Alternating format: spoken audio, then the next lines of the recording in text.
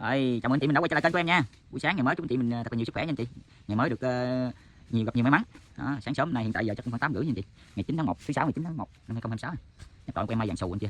Hàng mai vườn nha anh chị. Mai vườn mô nè. Cây này cũng xấu anh chị ơi, về ghép nha. Bông này nếu anh chị mình thích hàng bảo tồn này thì mình lấy anh chị. Cũng có đốc bông đẹp cũng có nè. Mà 5 cánh thì nhiều, đốc bông nữa nè. Đó, nhưng mà này về ưu tiên ghép anh chị ơi. Bông chùm cũng đẹp ha. Đó, cũng được bông đó anh chị. Mà thôi, tùy theo anh chị ha. Đó.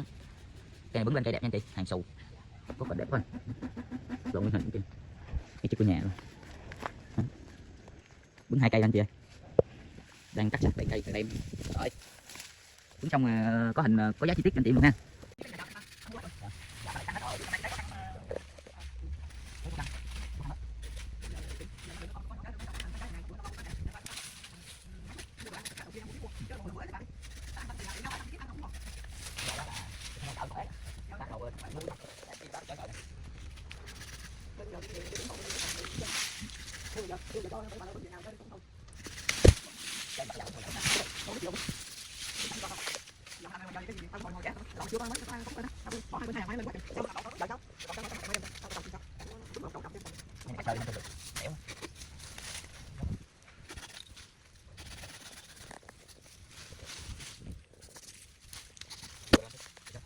Được.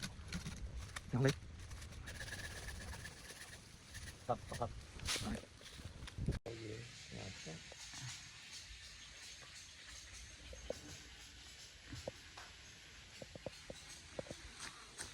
Hút được cây